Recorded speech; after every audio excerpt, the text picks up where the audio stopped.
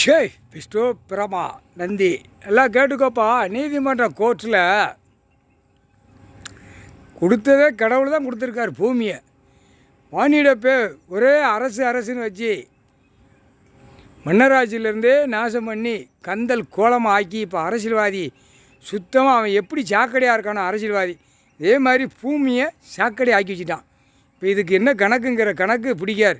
அதுதான் பத்திர பதிவு வென்று உள்கணக்கு நீதிமன்றத்தில் வழக்காடுது, வழக்கு ஏறிய வெளியில் தப்பிச்சே தான். இந்த நீதிமன்றம் கோர்ட்டு கைலாசத்தில் கணக்கு கடவுள் போடுதார், கடவுளே இட்டார் கணக்கு. எல்லா பத்திரப்பதிவு மாதிரி ஒரு நீதிமன்றத்திலேருந்து பதிவை வச்சு ஜட்ஜிக்கு முன்னாடி நீதிபதி ஜட்ஜி ஆணும் பெண்ணும் வழக்கறிஞர்கள் வச்சு சொத்து வாங்கிறத கொடுத்துருந்தா இன்றைக்கி இவ்வளோ அழிமாட்டம் சேட்டை பண்ணியிருக்க மாட்டோம். அந்த இடத்த கண்டுபிடிக்கலாம், பார்க்கலாம். இது விவசாயமா, இது என்ன இடம், குளத்துக்கள் என்ன நடக்கு, ஏது நடக்கு, என்ன போட்டிருக்கான், அது என்ன வாங்கியிருக்கான், வாங்கிட்டு போகிறான், அங்கே என்ன செய்தான், ஏது செய்யான்னு பார்க்கணும் வேண்டாமா? பார்க்கலை. எல்லா அதிகாரியும் வித்தோட்டமாக அரசியல்வாதி விட்டுட்டான்.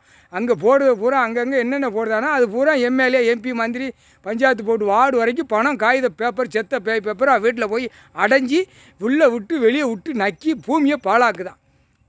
புரியுதாப்பா? புரிஞ்சுக்கோங்கப்பா. கோர்ட்டு பத்திரப்பதிவு கோர்ட்டில் இருந்து பதிவு பண்ணியிருக்கணும். ஒவ்வொருத்தன் சொத்து வாங்குதியா, வீடு கட்டுதியா, என்ன காரணம், எதுக்கு வாங்குத, என்ன சொத்து, எப்படி வாங்கினா, என்ன எப்படி வந்தது, அந்த விளவாரி பட்டியல் உள்ளே வந்துடும். அப்போ வெளியில் பிடிக்கிறதுக்கு தோதாக இருக்கும். இப்போ அதுக்கு தான் உள்கணக்கு வெளிக்கணக்கு. உள்கணக்கு ஏற்றிட்டார், வெளிக்கணக்கு பிடிக்கார். இப்போ பத்திரப்பதிவு எல்லாம் வென்று சேர்த்து பிடிக்கல, குடும்பியை பிடிச்ச மாதிரி பிடிப்பார். அதுதான் கணக்கை போட்டு வராரு. எல்லாமே திகட்டில் இருக்கிய, ஆனால் பிடிக்கணும், கணக்கு எடுக்கணும். அந்த கணக்கு முற்றுப்புள்ளி கடவுள் வச்சுட்டாரு. கால் சத்தியம்.